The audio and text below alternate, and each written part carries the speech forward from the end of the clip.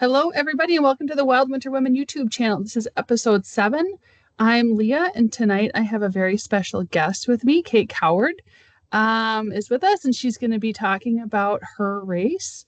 So this is a YouTube daily recording talking about the Iditarod Trail Invitational, which is taking place right now in Alaska. It's currently the evening of Friday, February 28th. And so I'm really happy to have Kate with us tonight. She just finished the race on Wednesday. This was her third time up there doing the 350 on bike, and her second finish. Her previous finish she won, that was in 2020 when conditions were very, very different than they were this year. This year she was the second woman biker in the 350, or second woman finisher in the 350. She finished at 10 a.m. on Wednesday, so just 2 days ago. That was the 6th fastest recorded time for women biking to McGrath. And so there's only 4 women, or now Kate is the 4th woman in that group of women who have biked in fewer than 3 days. So Heather Best in 2014, then Tracy Peterberry in 2015, Leah Wilcox on this year on Wednesday, and then now Kate Coward. Kate, for those of you who know Kate or are, around the Midwest, that Kate is a very strong competitor on the bike, always does well, and is a lot of fun too. So anyway, Kate, we're happy to have you. Thank you for having me. Yeah. Yes. Fresh off So the what plane. do you have? What's that? Fresh off the plane. Yeah. Excuse me. I took a red eye. I got out of McGrath yesterday and then took a red eye last night and did not sleep on the red eye. So I took a little nap this morning and got a massage, went to parent teacher conferences, and oh my gosh. Now I'm had a meeting with my boss and drinking wine. I hope to have a good rest this weekend. So good. Yeah. And the good news, it's Friday night, so now you have a whole weekend. That's right. It is. I was not expecting to be home at this point. I had set up work. I had a lot of stuff going on next week, and I basically had contingency plans in the event that I wasn't back in Minnesota for another week, not knowing, because my first Iditarod I didn't finish till Wednesday night. I mean, Tyson and the other guys finished on Thursday night, so in my I wasn't prepared for like a fast, even though there were reports that the course was going to be fast. Yeah. Didn't quite compute until we were out there and it was actually happening. Yeah. And you finished on Friday night. You said Wednesday night, but you meant Friday, right? Yeah, Friday night of 2020. Yeah. So. Which was because that was a very cold year, right? It was really cold. Very cold. We registered almost -50. There was a ton of fresh snow, so we were walking a lot, and it was very windy, like whiteout conditions. And so it was just very slow, very, very, very slow. Yeah. But I don't even remember really riding that year. And if I did, it was like, grinding or trying to get on a track and for days. And this year it was like, I was either walking because I didn't have the stamina, or it was a steep hill, or there was only a couple of sections where there was snow and you actually had to walk. So it's just really different conditions.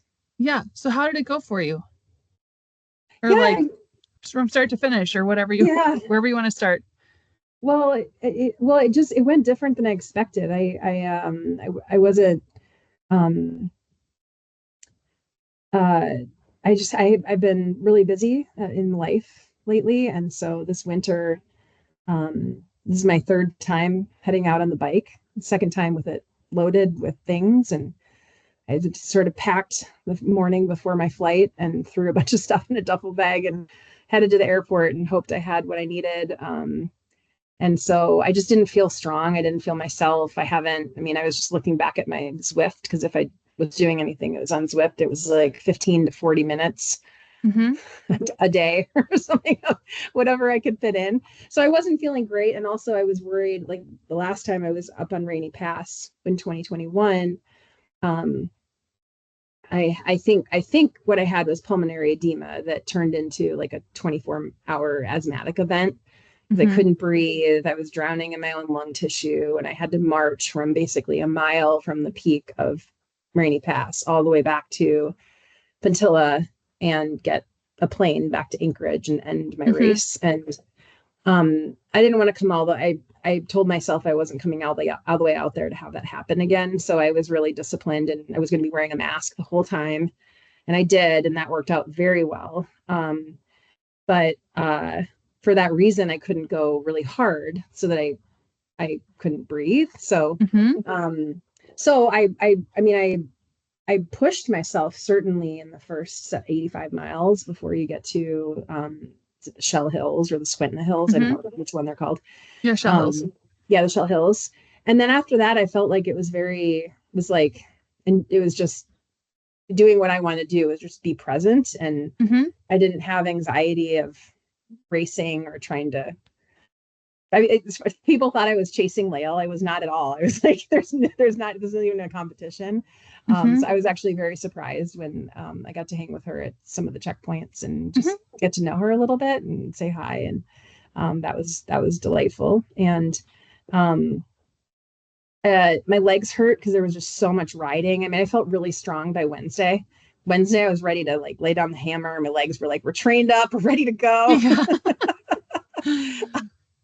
And navigation was really tricky this year because there were often tracks or just stud tracks, but going down the Tatina Yeah, River, Titina. Yeah. So that's Tatina, between the Dalzell Gorge right before Roan for listeners. yeah, Yeah. that was the most frightening Mm-hmm.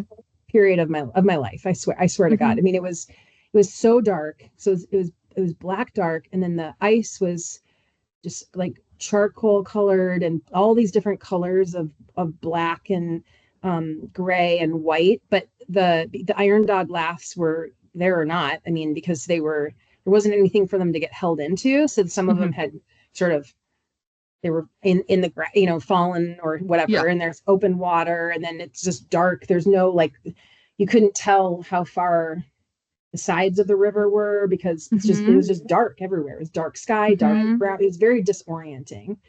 And I didn't remember how far it was from coming out of the gorge, heading down the river to Roan Mm-hmm. checkpoint. And so I kept stopping to check my tracker and just kind of zoom out and be like, am I going in the right direction? Because I couldn't always see stud tracks from the bikers ahead Mm-hmm. of me. And so I finally made it there, and then leaving there was horrible. I think you Wait, can. when you came in, did you go along the airstrip or did you go on the I river did. all the way and then turn in at the I end? No, I popped out onto the airstrip because it Okay, was a good. guarantee. Like I Yeah. saw on the map the airstrip, and then you could see like a sign for the Mm-hmm. airstrip. So I just popped out there and rode down the strip Okay. to the cabin, and then leaving was really hard because I had remembered when you leave there that you pop onto the trail and head back up the mountain to the burn or the Farewell Lakes area pretty quickly. But Mm-hmm. then Sunny said something like, no, you stay on the river a lot longer. And she said, like, you go and you go around, you do all these things. And I'm like, that is not my memory. So I popped out on the river after I was there for a while, and I had followed some tracks, but there were only two of them. And I Mm-hmm. learned then the two could be someone who left and came back. Right. But Yeah. I kept following, and then I have a really good sense of direction. So I felt at some point I'm like, I don't feel comfortable because I didn't see any more laughs. I had lost the Mm-hmm. tracks. I felt like I was going way too far. And I looked at the map, and of course I had gone. I mean, if you go look at track leaders, you can see a Mm-hmm. bunch of people did the same thing. I Mm-hmm. did not feel comfortable. So I turned around, I came back, but I couldn't see any of the stud tracks. And then there was open water near, you could hear it running near the entrance to the trail onto the mountainside. Uh-huh. And um I mean Oh, I I like can share my screen real quick and just yeah, show your track. I have it pulled up right here. yeah. I kind of went back and forth a few times. Like, yeah, Yeah. So you can see as you came out, you paused and then yes. you went down here down the river and then turned around and then you got on the trail and then you went into the woods. Yeah, and I actually think I may have come down and back a couple times. But so if you look, see, if you go, so look up on the screen, see where there's that inlet there. Yeah. Yeah. So I thought perhaps that might have been faster to keep going if you could cut through, but I wasn't 100%. So I ultimately, because that wasn't a trail on the map, Mm-hmm. I ultimately went back because I wasn't comfortable getting all the way down there. And you couldn't, it was really disorienting and hard to see. And the last thing I wanted to do was ride up and fall through the ice or something. I mean, Mm-hmm. I did bring matches and a fire starter to dry myself Yeah. out. And Sunny was very close by, but I was not interested in that. Yeah. And so many people ran into problems with Yeah, this. We talked about it last night, but it's not you know, marked. There's like but one lath on the land where the red and the pink meet each other, but that's it. yeah. Yeah, like Beth Miller went all the way around and then went up a little bit further, and like Oh, everyone did all kinds of yeah, things that I presume could have been scary and frustrating. yeah, very much Um so. yeah, so if you look at the tracks, yeah, they went all over. And that's not what you want when you're there, because you just want to be like Oh my on the gosh. solid ice and get into the woods. And yeah, Wait, Beth did someone did. actually go all the way to the Post River and get in? It looks like maybe Daniel Heron did. That is so I cool. don't know. We got to talk to him. Yeah. Is he on foot? Um, I don't. Oh, there he is. Oh, he's still there. Yeah, it looks like it. He went all the way. Because The because Post River. because there's no snow there. If there's not a cliff, I mean the woods are messy, but you could punch through them. Because Yep. I kept looking when I was heading up the trail, and I kept looking to the side to see if I saw any kind of disturbance Hmm. where maybe a biker or two, it had to have been either Leah or the four guys ahead of her, had maybe cut through. And I couldn't see anything. So, Yeah. but Well, because here, like when you're at the Post River, you can look out to the Kuskokwim. uh-huh. You know what I mean? You can see Yeah. that. So there's no trees right here. Yeah. But in the But middle, but I don't even know where, yeah, in the middle of the night though, it's like, yeah, yeah, hard to mhm. hard to see. Fortunately, So, this was just like 3:30 in the afternoon. So, yeah, and when you were there, yeah. was it the middle of the night? Yeah, it was the middle of the night. So in the gorge, I was putting my wiggies on and crossing. There was a bunch of moose tracks in there. I think Lael said she saw moose in there because she saw. I think she said she saw like hot, like steaming poop or something, and then she's like, "Oh, Huh. I suspect I'm going to see something." And then she turned a corner. Maybe it may have been a different place. You know, it all sometimes things bleed together in the Yeah. locations. But that section was thrilling and a little scary at the same time because the river in there, all the ice shelves were, if there were any, they were collapsed or weren't there. So you had to have, I mean, you had to have wiggies.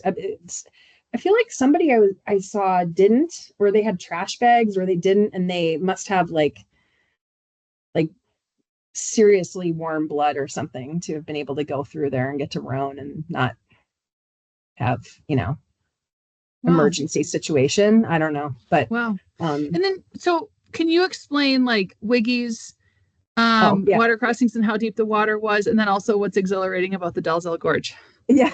Okay. So Wiggies, I think they're an Alaskan company, right? Hmm. And they make these waders. They're super light. So I think they're nylon. They're really light. They go up to your waist, and they're two independent legs. And the bottom has like a rubber with a little bit of a grip. It's thick enough so the studs won't like puncture through them. But and you just put them on one at a time over each your boot and your leg, and then there's a clip so you can clip them in, and then you can walk through water. And so the water, I want to say that water in that section was like maybe just up to my knee. Okay. It And could have how been many lower. how many times did you have to put on Wiggies? I did twice, and then there were Okay. two other times that I hemmed and hawed and ultimately Mm-hmm. decided not to and risked it Mm-hmm. and ended up being okay. Mm-hmm. And I just like grabbed my back, the frame under my seat post. Mm-hmm. So the bike was close to me and just, I'd never used waders before or done Mm-hmm. something like this. So I'm like, I don't know, this is the right way to do it. Held onto Yeah. my bike and walked across. So I did that twice. Another time there was like it looked like the bikers ahead, either it was already collapsed or they had collapsed it like an ice shelf. So I sort of stepped in it and pushed a little bit, but there was Mm-hmm. water underneath. And that's the one where I'm like, I don't want to do it again. And I'm like, and ultimately I just went boop, kind of Yeah. jumped over. And then there was another one that was just more awkward. Like I put the bike in and I kind of did a wide step and braced myself on the bike and moved.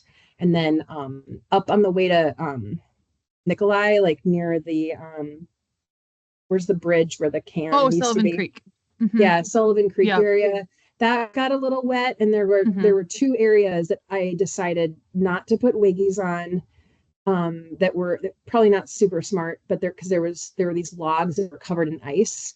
So I just kind of held my bike and like shimmied really, really slowly, and each step just gave it a little push and shimmy, push and shimmy. Um, and it ended up being fine. So Uh-huh. yeah, there was Great. somebody there with me. We could have done like a bike, Mm-hmm. handed the bike to each other and Mm-hmm. jumped across. But when you're by yourself, there was nobody to do that. Yeah. Um, and then the gorge. So the gorge, it was so fun. I Good. mean, so Rainy Pass was still not a gust of wind, which is Uh-huh. insane.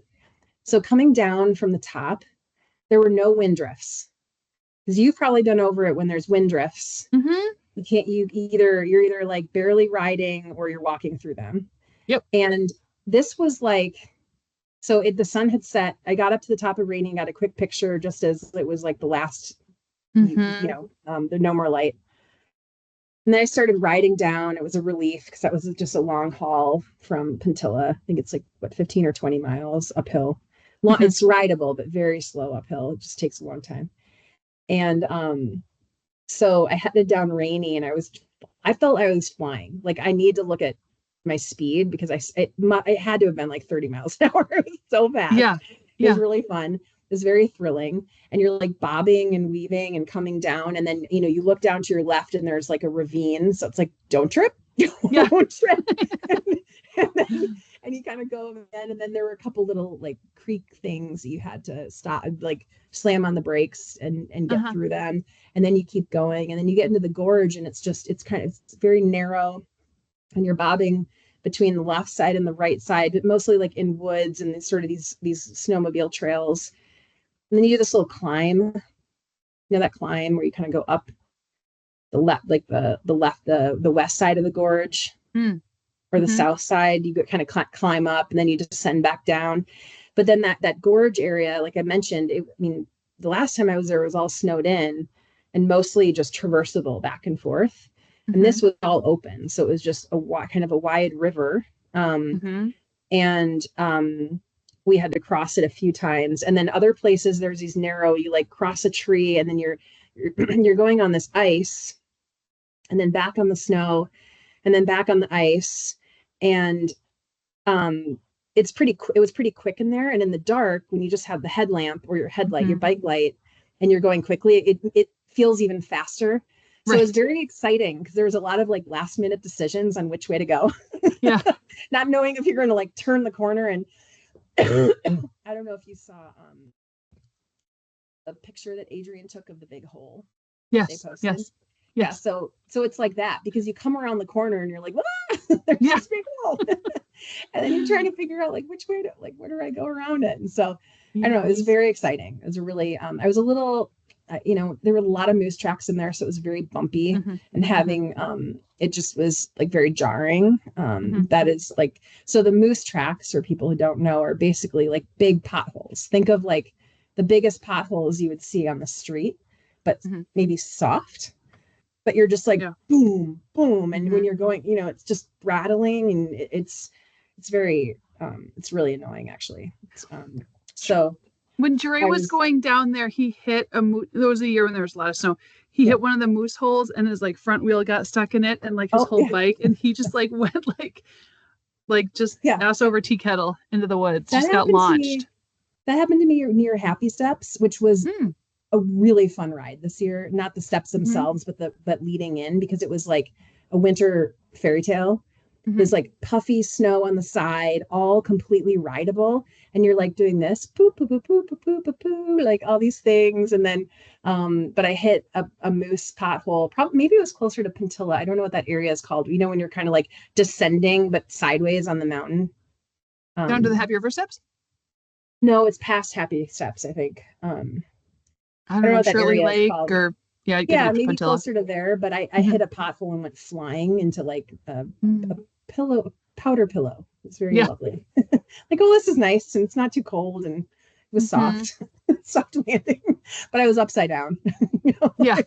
But yeah, so the gorge is really fun, and but fun with like a little bit of fear, because it was Hmm. it was very, especially in the dark, it was just hard to see, hard to know, and there wasn't like a ton of traffic ahead of me, so which may have been a good thing, because there were only a few times I saw folks had maybe tried something and it was wrong and tried to Hmm. correct it, Hmm. but that was the only thing that gave me comfort, was being able to, once I saw like some stud tracks, feel like, okay, well, somebody's been here, so Yeah. that's good. Yeah. uh, So then once you got to Rome, did you sleep? Or like did you I'm curious to know like how much you slept the whole time. You typically yeah, don't sleep a ton. yeah, well, Sunny said I slept 10 minutes, so Hmm. if that's what she said, then that is all I slept. Mm-hmm. When I left the Tatina River, Patina. and was climbing somewhere in the woods there, I put on my puffy and I curled up on some sticks and closed my eyes. But I mean, I think it was just a minute or two. I don't think Mm-hmm. I didn't like wake up. It's just Yeah. so I think about 10 minutes. Yeah, Hmm. But then that was and that. where did you sleep other places? No, I mean, that was the whole Okay. race. Yeah. Okay. Just 10. Um, in Nikolai, I lay on a mattress, Uh-huh. but it was just resting. Yeah. Mm-hmm. Um, and then, And then how but long did you lay down then? I don't know. Amber would know, Yeah. because I think I got in after 8, and then when Brian and Patrick showed up, and then they were thinking about leaving at 11 or 11:30, I thought, okay, I'm gonna get out with them, Mm-hmm. because I'm always by myself. I'm always behind the lead guys and sort of in this limbo, and I really like being by myself a lot of the time. Mm-hmm. But I was at a point where I felt like this final stretch should be fun to have the momentum or the energy of some of other people, and that ended up being just an very enjoyable, pretty wonderful, like 60 miles, like some of the best riding, like memories of my life. Nice. Good. Yeah, yeah. And had those two been riding together for a long time? I think so, because when they came into Rhone together, and Brian said, "Did you get how is your eyesight?" Because I started to lose my eyesight at Hooligans, which is mile Mm-hmm. 70, and it was really weird. Like, I was in there and I was kind of trying to like clean, like I put water in them and then tried to clean them out, and I thought, oh, this isn't getting out. There's not dirt in my eyes. Mm-hmm. And I was wearing sunglasses. People keep saying, "Oh, sun blindness," but it's snow blindness or whatever. But I was very covered, most of the time, or when it was sunny out. And then when I got to finger, it was so bad. The volunteers had to like do everything for me. Like, I Wow. couldn't. So Brian and Patrick were there, Mm-hmm. but I couldn't see their faces. Wow. Yeah. So when they came into Roan, I looked up and I said, "Oh, did I meet you in finger?" Mm-hmm. Because I didn't know. So Uh-huh. that was really weird. So finger was like a literal blur, a literal blur. My eyesight, it was so blurry. And I was a little scary. And then by the time I got to Rainy Pass Lodge, it had cleared up. Hmm. So I think it was dehydration because I had Hmm. not been really taking care of myself the week before, or just not drinking or eating, and had a lot of work and a lot of stress, stuff was happening. Yeah. I mean, Do you remember thinking that it was like hard to see the trail with the blurry it vision? yeah, it was. I had on my exposure light 6-pack, so it was really, really bright. But without that, I wouldn't have been able, because I at one point I turned them off and just put my headlamp on, and my headlamp was not bright enough to deal. Hmm. Yeah. So, and thankfully, it wasn't the trail conditions weren't such that you had to focus on getting the right line. Yeah, Had they that's been, I good. would have struggled. Yeah, but Uh-huh. it was a very generous terrain where you could Nice. make a variety of choices, Hmm. either direction, and be just fine. Hmm. So I lucked out that way. That's great. I love it when that happens. Yeah. I mean, it was literally, I can't, the conditions were so perfect. I can't imagine it ever happening again. It's one of those where Yeah. it's just like, it was bluebird, no wind, almost entirely rideable, not super crazy cold. The hottest it got was Monday afternoon as I left Rainy Pass and was on my way, or left Rainy Pass Lodge, and was on my way up to the pass. That section was just getting pounded by sun. Hmm. It was just hot, so I ended up taking my jacket off Hmm. for quite a while. And But otherwise, you get over to the other side, and it just got cold, and it was between. I think we registered like -12 on on the home stretch to McGrath. Hmm. I think it was like maybe 0 to 5 in the burn, Hmm. maybe. Don't quote me on it, but Yeah, it's interesting that like the conditions have been like kind of so ideal and mhm, like stable. Like it sounds like maybe tomorrow there's, maybe some like some 20% snow. chance of snow moving in, Mhm. but like it's held for so long, especially given how kind of like volatile and all over the place the weather has been Yeah, so far this winter. yeah. I mean, it was like concrete. Hmm. The rivers are concrete. I mean, Yeah, it's it's awesome. insane. And then the soft snow on land, like even Shell Hills, it wasn't like punching through or slushy or anything like that. It Yeah. was it was like hard but Hmm. soft. Hmm. I mean, it's pretty wild. And That's great. we were joking in the graph because on the Kuskokwim River, between Nikolai and McGrath, the final stretch, there was a highway basically where the Iron Dog had gone down the river, and it was it was mostly icy. Now sometimes it was snow covered or snow dusted, Hmm. but still super hard.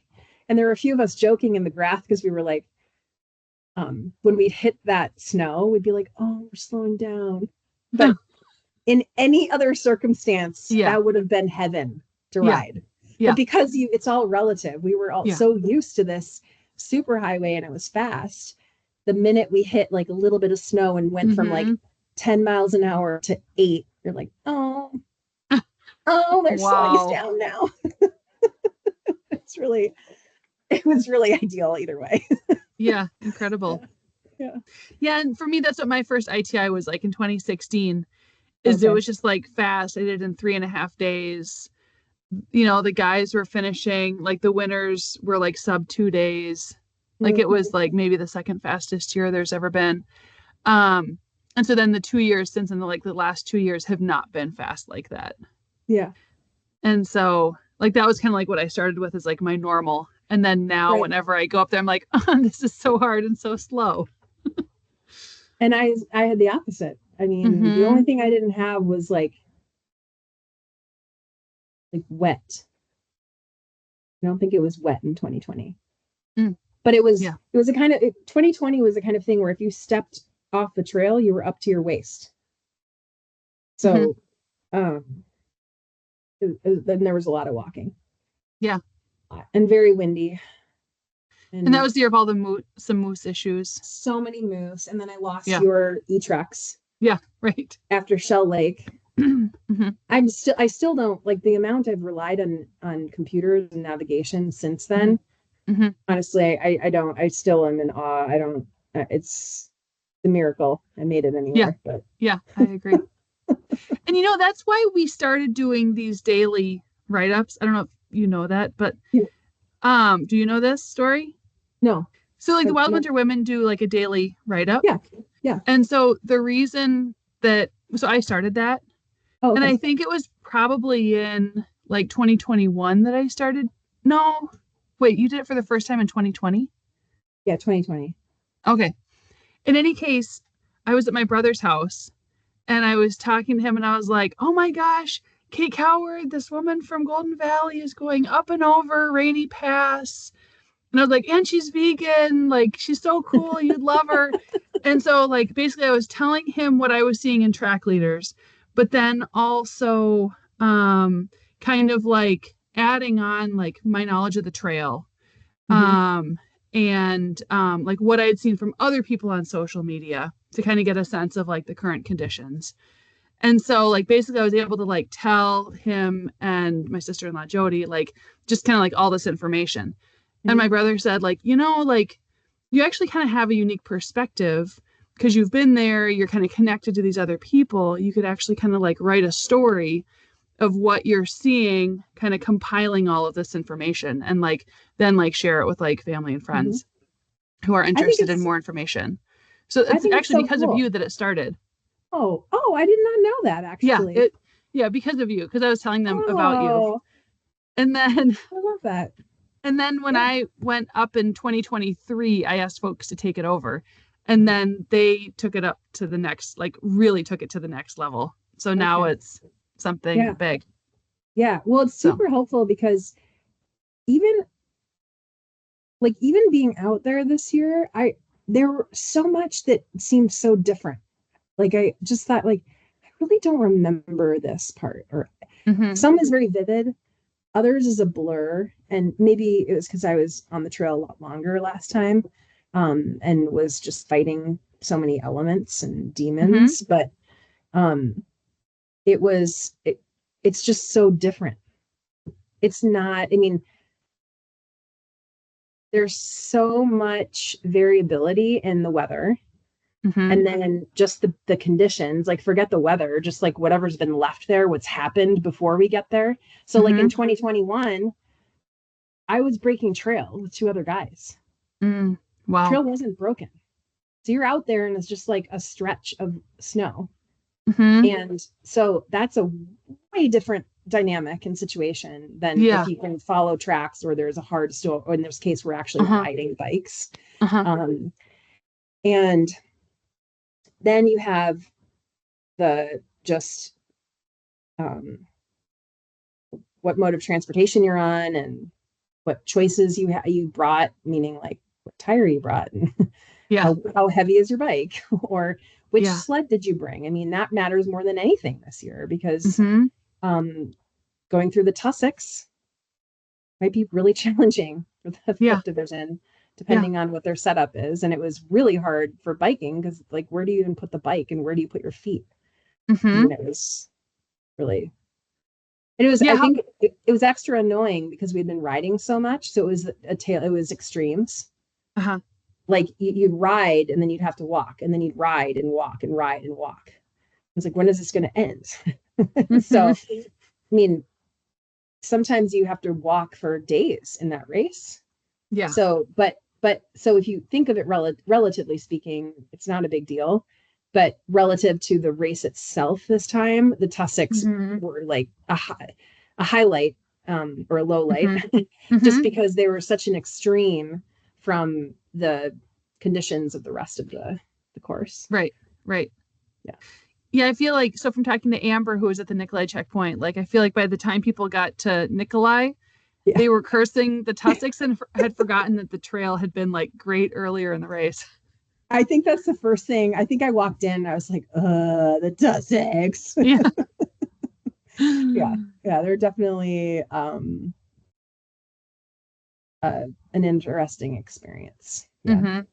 yeah, and they seem to be like there was no consistency. So it's like maybe you can ride through this little part and then you can't over here, Mm-hmm. and then you can't even walk through this, and then you can, and then you think you're done, and then there's more. But wait, there's more, like every time. Yeah. And uh I'm actually really so I brought a tube um in anticipation of punctures or other Mm-hmm. things. I still can't believe that nothing happened to the bike during that section. A lot happened to my butt, Yeah. a lot. But the bike is in good condition. Yeah. Yeah. Yeah. So, Well, good. what else do you want to know? What were the most challenging parts and how'd you get through Well, them? yeah, the Tussocks were the most challenging. Mm-hmm. The other challenging time was just the final home stretch with Brian and Patrick because um, I was really fighting the sleep demons at that time. Yeah. So I was really struggling, Mm-hmm. really, really like that, that painful, painful struggle. Mm-hmm. Um, and you feel bad because it's like I latched onto them, and then I felt like I was slowing them down, and but of course then, we all had our moments Yeah. for different reasons, and it was Yeah. ultimately like just it was a wonderful, wonderful ride. But it was so hard because you're like drinking caffeine, eating sugar, jumping around, walking a bit on your bike. At one point I said, guys, I just need to lie down for just give me 2 minutes, and just lay down in the middle of the river and close my eyes, and I just popped up 2 minutes later. And I mean, it felt like it went on and on forever. And that's the witching hour, right? Between Yeah. like 2 a.m. and 5 a.m. That's when your body is like, we are done. We don't want to do this. So if you can get Mm-hmm. to closer to sunrise, it all turns around. Mm-hmm. So I was just like, I could not wish for sunrise to come any faster. It's just like, get me to that morning hour. I need to get through the witching hour. Mm-hmm. Um, so those two, the tussocks, and then that day 3 Yeah. sleepiest was the hardest. Yeah. Well, yeah, that's a long time on 10 minutes of sleep. Yeah. Yeah. It's nuts. Yeah. And but the thing is, like, the thing that made it hard was the monotony of the riding, actually. Yes. So had it been like at one point we had to walk because you're going overland a little bit. And when Mm-hmm. we would go overland and had to walk or deal with like, oh, it's twisty or there's a bump or we have to, then you perk up a little bit. So in 2020, when it was a lot of that, it was a little easier in a way because I was always fighting something. It was like, I have to Mm-hmm. walk through this, and it's very engaging and Mm-hmm. stimulating. Mm-hmm. But when you just have your head down and it's easy riding, I mean, just picture That's the yourself. worst. It's the worst. At So it Arrowhead just made it, 135, that's when I'm always so tired yeah, is when it's just like flat and straight. And yeah, whereas like when it's the big hills, it's great. Like I yeah, can be awake and yeah. yeah. At one point, they said, so at one point it worked really well for me to ride up ahead of them. I don't know Uh-huh. why. And them kind of trail. So they're like, you go up ahead. Let's just keep this dynamic going. So, Mm-hmm. but they said I would be riding, and they're like, oh, things are going pretty well for her. And then it'd be like, and then at one point it was like whoop whoop, and then I just flew off Oh off the no. place. But nothing, if it's soft snow, I've done that a bunch of times. Where like one time on Arrowhead, actually, I just went head on to a tree, and I woke up as I was bouncing off of it. But there Oh was my snow gosh. up to my waist, so it Yeah. was soft. Yeah. Or on Iditarod in 2020 in the burn, I kept like falling asleep at the wheel and like falling into snowbanks. There Mm-hmm. were no snowbanks this year. It's a little Right. different. Yeah. But yeah. So how do you stay awake? I mean, I know that like, you're good at staying awake. Yeah. Um, just the way that you are like day to day, but I guess like what advice do you have for people who struggle to stay awake? Yeah. So some of the things I might do is hold off on any caffeine in the race at all until you need it. So, Mm-hmm. and some people, I mean, if you really want to be diligent, you wouldn't have caffeine like a week or two before you to get your body like fully clean slate. But I won't have caffeine until I need it. So sometimes that first night, well, in like in a 24-hour, I would just start it at night. It doesn't matter. But in this case, I waited until I really needed it to take anything with caffeine. So that's one thing. The second is it's really a wonder what like a cat nap can do. I mean, I can't nap very well, but I know like a shake and awake nap. So the foot division folks will sometimes just lie on top of their sled and fall asleep, and then they wake up when they get cold. Like they wake up because they're cold, and that's typically like 10 to 15 minutes worth. That can be really effective because even with like the 10 minutes allegedly that Sunny said I fell asleep. Maybe did she? Well, we'll have to ask her. Maybe she said it couldn't have been 45. I'm pretty sure she said 10. Wow. I don't know. But anyway, that can be really effective. You can get off and walk. If you're on a bike, you can walk. So you just want to do something that's different. So you want to trigger something different in your brain and your body. So if it's walking, jumping jacks, maybe you make tea. Maybe you fiddle, you do something that stimulates like a different activity to break it up. And sometimes that can get you moving again. I will shout or sing. Yeah, but it just, it's a fight. Yeah. Do you ever listen to like music or podcasts when you're tired? You don't listen to them ever. Not in these kinds of races. When I did them on foot and ski, I did. Yeah. But I felt like that made me more tired at night, would put me to sleep. Interesting. But I listened to some audiobooks when I did Tuscobia 160 and when I did Arrowhead on skis. But I tried, once I listened to an audiobook at Arrowhead on the bike, and I didn't like it at all because I felt like you have to focus. Well, not only like, first of all, there might be other people around, but also it was like it's so dynamic because you have to follow a line. Am I hot? Am I cold? Do I need food? Do I need water? Where's the line? Where's the line? Make sure you're going the right way. And I found that when I was listening to the audiobook, one, I didn't even remember what I'd heard on the audiobook, so it was a waste. But then I felt like I wasn't there. Like I really enjoy being out in nature. I'm not bored, so I'm missing out on that opportunity to connect with myself and nature if I'm distracted with this sound. So like I said, when I was doing foot and ski, different because it's just so much longer. You have plenty of time to connect with nature. Yeah. Right. Yeah. But with biking, I've just found it to be so dynamic. And yeah. And I do feel like it's kind of like an escape. Like it's a way to just kind of like change your thought process a little bit, not be focused as much as like on like where you are and what you're doing, but a chance to kind of like put your mind someplace else. Yeah, and it depends too on the weather, the race, the condition, just the circumstances. Because sometimes it's not very sensible, and then other times it could be. So, yeah. Yeah. Cool. Yeah.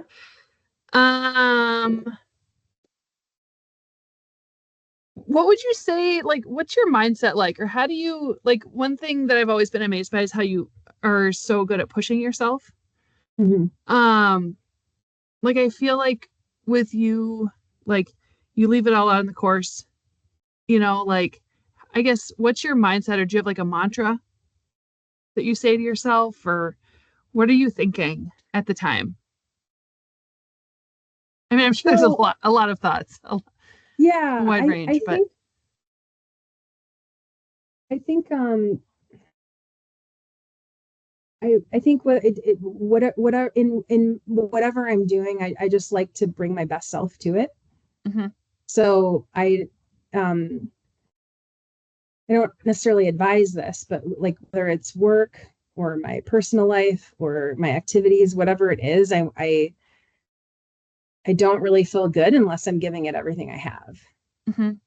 And sometimes everything I have is, I mean, like I'm not a great runner.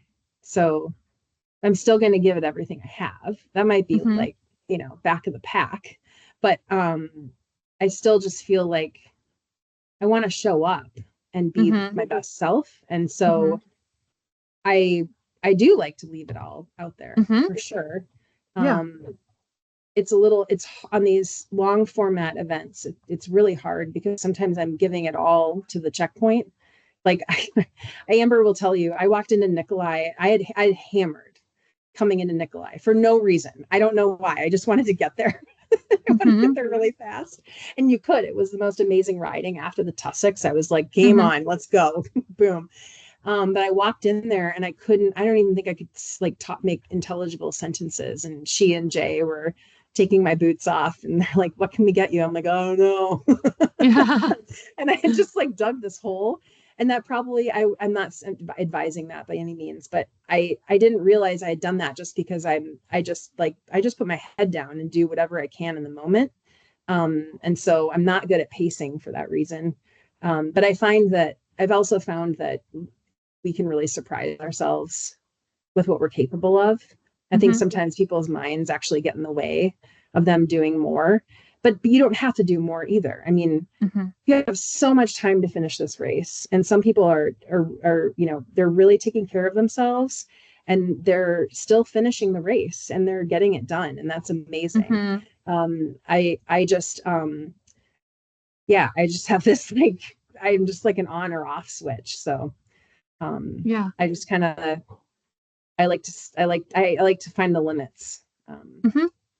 But Cool. yes, no mantra, just bringing everything I have to whatever I do, I guess. Mm-hmm. Mm-hmm. Cool. Do you want to show us some pictures? Oh yeah.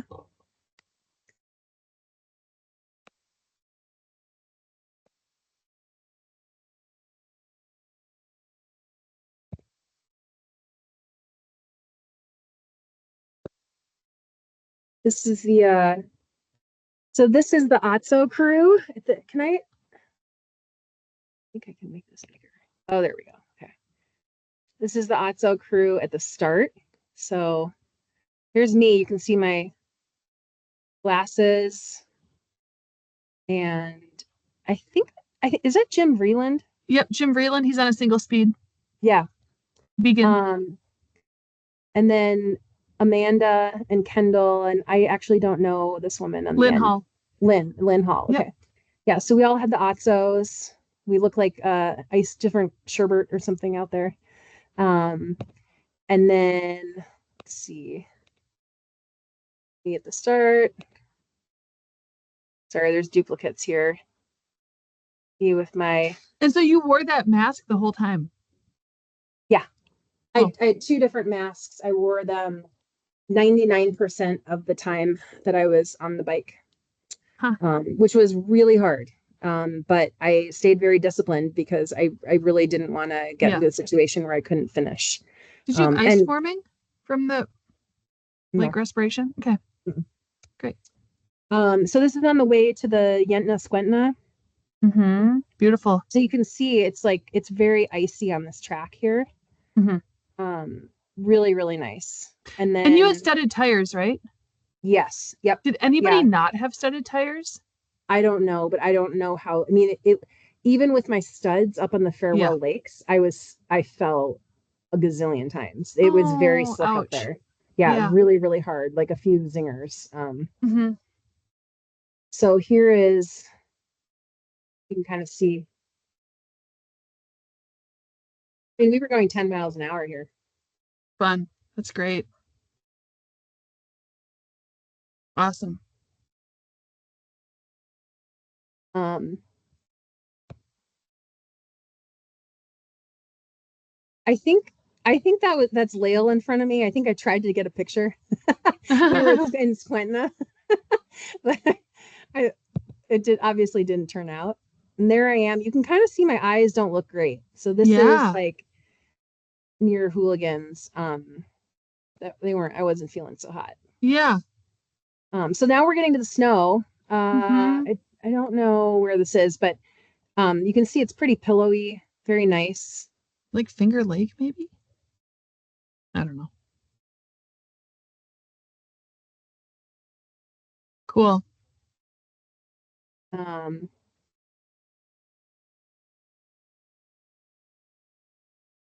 this is near, so I think this is near Happy Steps or somewhere Mm. Mm-hmm. before Pantilla. So you can see how it's like very light snow, but this nice track here. Cool. Uh,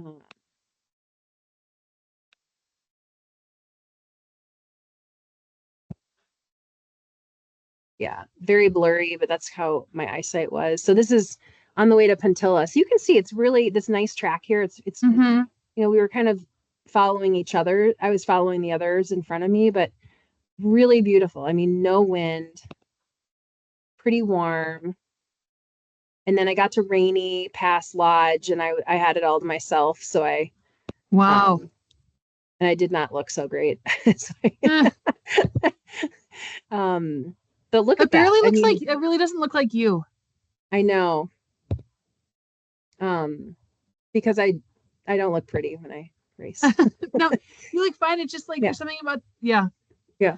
Well, but this is gorgeous. So this is yeah, this is before Rainy Pass. I mean, it's just this Nice. is just it was so pretty. So this is where I took my jacket off. Um and see, I think I have a so very you can see can you see this Yeah. how rideable that is? Mm-hmm. Really nice.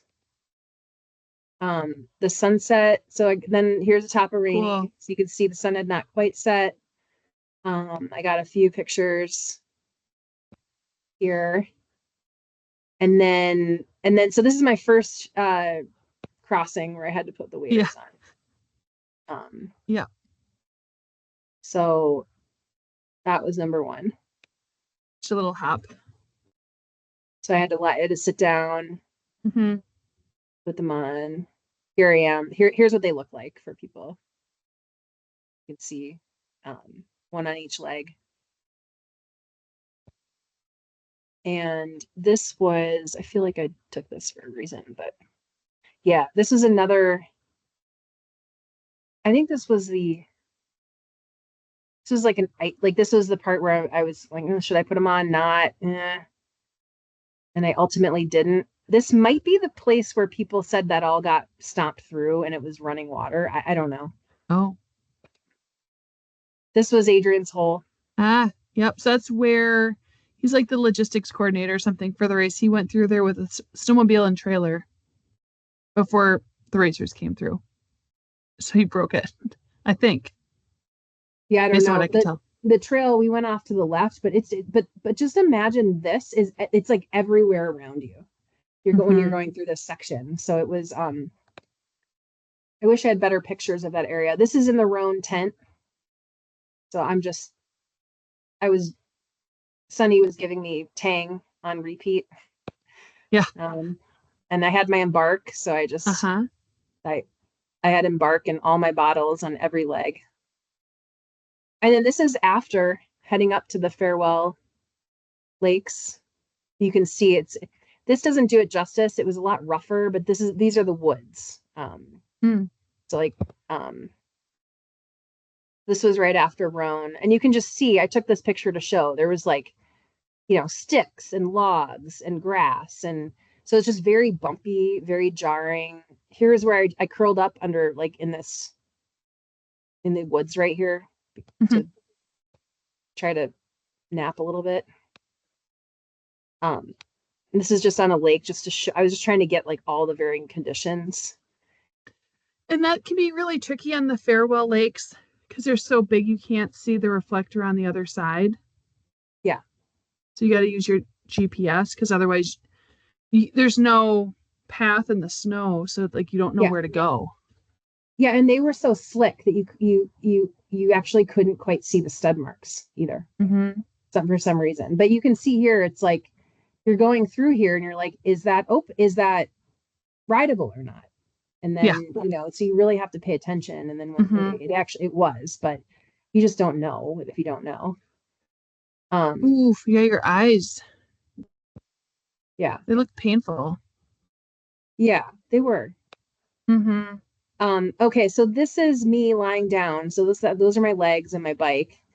And what happened was I came this direction. Can you see my mouse? Yeah. Yeah. Okay. I came this direction and my shoulder clipped this tree Mm-hmm. and then my bike and I went sideways. So I was lying there. Oh. I'm like, oh, I need to capture this moment. I grabbed my phone and took this picture. Oh my gosh. Yeah, that was one of many, many, many falls out there. Huh. And so you But fell on the ice, oh like yeah, here and other times. another time, one time, the worst fall I had was I was coming up because on the lakes or the rivers, and I can't remember where this was. There's like there'd be like a break or like a ledge or just where or a crack, Mm-hmm. and I came up on this crack. I suddenly panicked because I didn't know. I'm like, oh my gosh, I don't think I can go over this, and I braked, and it all happened really fast. Yeah. And I went down so hard on my right knee. I thought I broke my kneecap. I mean, it was Oh, ouch. I was screaming, but I got back. I just decided to get on the bike and get blood flowing to it. So I just kept biking. But Mm-hmm. it hurts today. It's very stiff. It does not feel great. Hmm. This is in the burn. I couldn't get air in my tire, and I was really frustrated. I had low pressure, like a wrinkle Mm-hmm. from riding up Rainy Pass when it was kind of Yeah. warm and Mm-hmm. soft. And I was kind of dumb at this point. So I kept trying. And then I was worried that I didn't want to have happen what happened at Arrowhead, where my plug came out. So I Oh, didn't feel right. like putting a tube in or dealing with something in the middle of the burn. That would be a hard rescue attempt. Mm-hmm. Um, so I gave up and then I started again. But then I thought, well, maybe because of the river crossings, I have water in my valve and it froze. So I took Mm-hmm. I have these windproof, waterproof matches that burn really nice to the end of the like the I don't know, it's like whatever it's covered in Mm-hmm. the yeah, so it burns to a point like a firecracker, Fire like a starter? yeah, and then Or, yeah. it burns out on its own. Mm-hmm. So and it's windproof, which is great because you don't know if there's wind, you need something like that. But anyway, I took them and I put a couple under each valve to like a fire and then tried to pump it and that worked. So it was Oh. iced in. So Oh, wow. yeah. Okay, so Good this is thinking. where I saw on this little ridge right here 3 buffalo, and by the time I got my phone out, they were gone. Wow. Cool. But then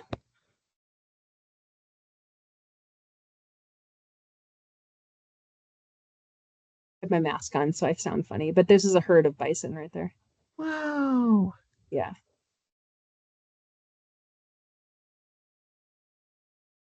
That's so cool.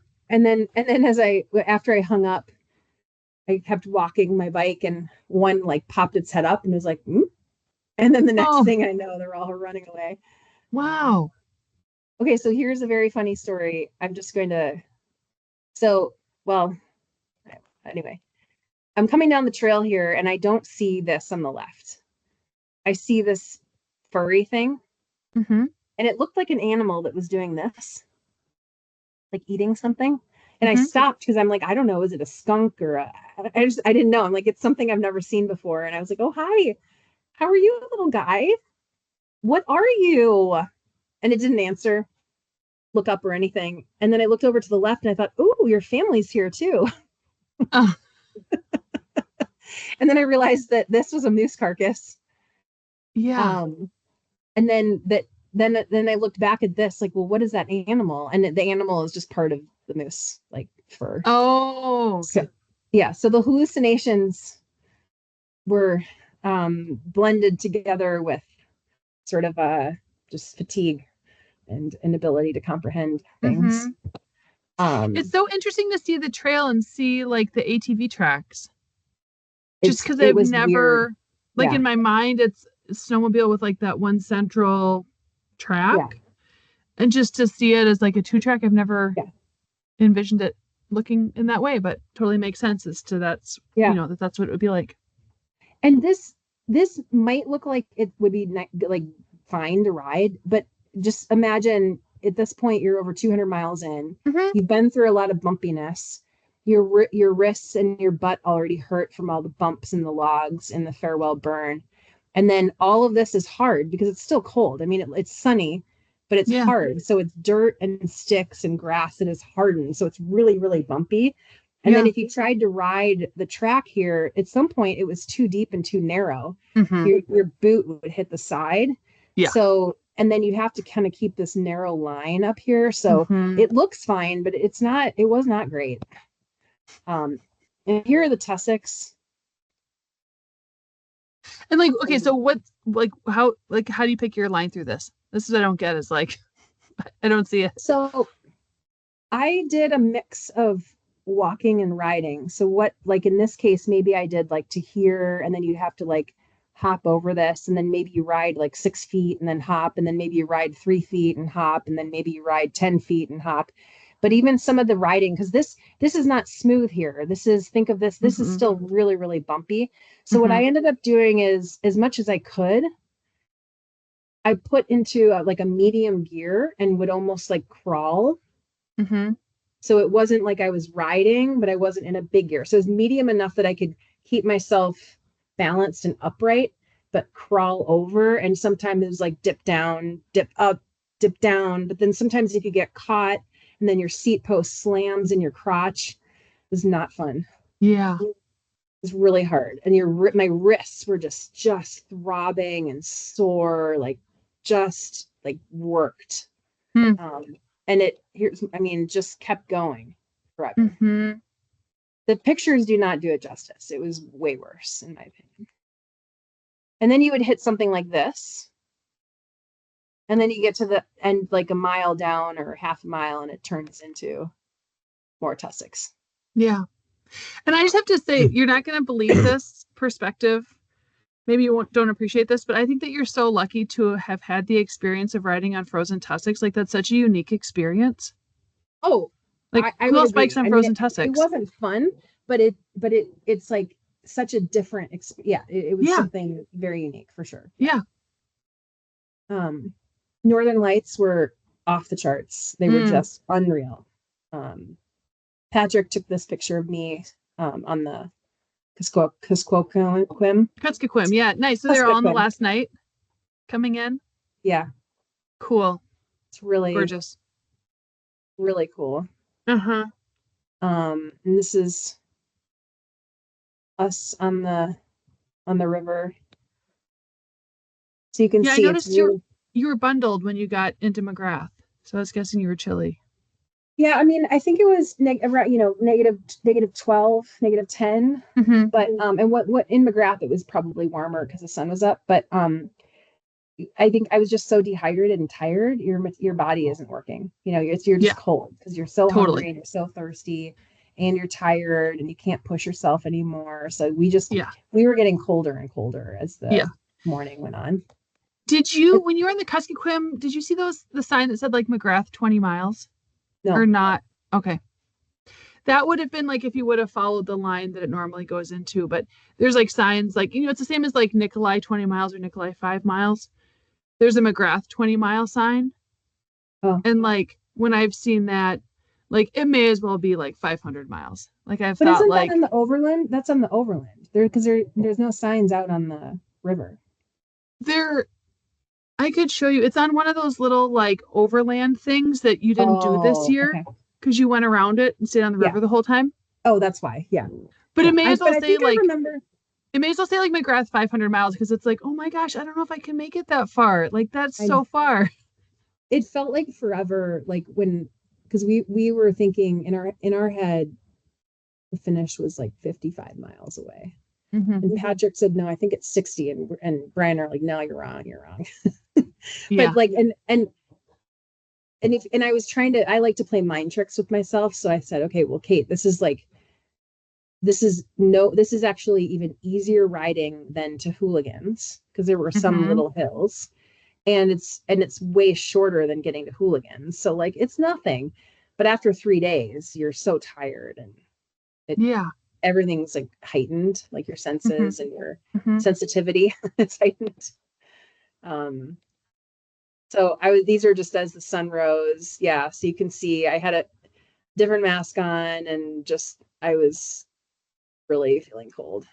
Mm-hmm. Um, we were doing a photo shoot before heading in to the Perfect. finish. Good. Never have any pictures. But yeah, the river, and it's just really windy.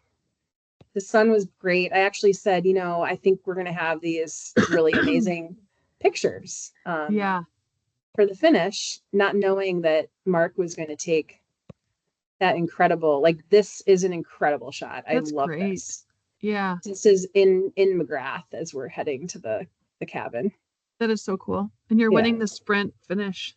Yeah, right. It's very funny. My dad, oh, this is, and Lael was, That's very sweet. yeah, she was, I think, gonna get on her plane out. Mm-hmm. Um, and this, you can see Brian with his eyes closed. We're trying to eat a lot of food here. Yeah. Um, and this is just all my duplicates in the, Yeah. Oh, there's the picture. That's yeah, so I think cool. I have a better one. Mark took this incredible, this is us. There's Asburn and Clint and Aaron and Tyson and Carl from New Zealand, and we're just eating, we're just like, Yeah. how much food can we get in our mouths? And that's just another angle at the finish cabin. I think I have a better picture of that. Oh, here's the seat. So you can see here, this is a carbon seat post, and it cracked right here. Oh no. So he found wood sticks, and Mm-hmm. he whittled them. So there's one inside. He put enough inside to kind of fill his entire seat post. And that happened in the tussocks. So he just stuck them in there, and then he stuck the seat post back in, and it held. Oh my gosh. Yeah. And I can't imagine being on the trail and being that far up in the field and then stopping and whittling all of these sticks. Yeah, right. Okay, so this is that really cool shot Awesome. that That's Mark so took. cool. So he said that he and Asburn went out to find us, and they sent the drone up thinking that we were around the bend, and they were going to Uh-huh. go and find us and then and take pictures or video over there. But they sent the drone up, and we were right there, and that's when he got this shot. Cool. Yeah, Love it. really, I think it's super cool. It's fun to have a cool picture. And then the story of me uh riding into Nikolai with snow the snow sleeping bag on my head in 2020. Oh yeah, I've heard that. So I was too we when we had to go to the airport yesterday, I was too lazy. So keeping up with tradition, I rode to the airport with a sleeping bag on my head. Very And nice. let's see, there we go. So, That's awesome. I did see you holding your sleeping bag in that picture. oh, Or in some yeah, picture at to the get on the airport. plane. Yeah, Yeah. I didn't have the energy. Todd Gabrielson actually last night met me at a restaurant, and then took me to the airport. And as I was trying to pack up my stuff, he's like, "Can I help you?" And I said, "Yes." Put my sleeping bag away. I didn't have the energy to do it because I didn't bring a sack with the intention to use my sleeping bag a lot. I just knew Yeah. that it would only be once or twice. Uh-huh. So I brought one that was just tighter and Yeah. more uh, denser. Mm-hmm. But it means it's harder to get your sleeping bag in there, of course. Yeah. Yeah. So yeah. So anyway, I'm Fun. back in Minnesota, just back to life, trying to recover, and Yeah. excited to dot watch now. And Yeah. it's so fun. We have so many people, a lot of Minnesotans in the race this year, and then a ton of Mm-hmm. wild winter women, which has Mm-hmm. been really cool. Like, I mean, the number, I feel like we should go look, but there must be like a record number of women in the race this year. That's a great question. I mean, there's so many women. It's great. And like there's so few drops. I think we have 4 Yeah. DNFs out of 104 starters right Well, and now. there really shouldn't be, the thing is, there wouldn't be like Mother Nature causing people to drop. So it would have to be something else, like in like Carla didn't drop, but she almost did Hmm. because of a, an unfortunate injury Yeah. or something else. So Yeah. yeah, I think it's a really great, it's a it'll be a good year for people. A lot of people getting Yeah. their Yeah. finishing um Yeah. virtual trophies. Yeah. Yeah. So Great. yeah. Well, yeah, this has been great. Very informative, very interesting. Yeah. We went Always, really long, but yeah, I we hope did. I hope it's helpful. People can fast forward through if they don't want to listen. Yeah. Well, Um, and I do have updates from other racers who finished today, or 1,000 mile racers who reached McGrath. But I'm gonna save all those people for tomorrow's episode. okay. Okay. Yeah. We can go through them then. So this will Okay. uh only be about your race. So Well, great. thanks for having me, and thanks for doing this. Really, I think it's great that people have that access to understand what's happening out Yeah. there from what you're doing. So really appreciate that. Yeah. Yeah, my pleasure. Great. Okay. Well, thanks again. Really appreciate Yeah. you joining us now that you're like hot off the plane from Yeah. Alaska. Yes. Hot off the plane So, and ready for bed. yeah, great. All Well, right. thanks again. Hope you have a relaxing, fun weekend. Thanks, Leah. Okay. Okay. Let's see you Thank soon. you. Bye. Bye.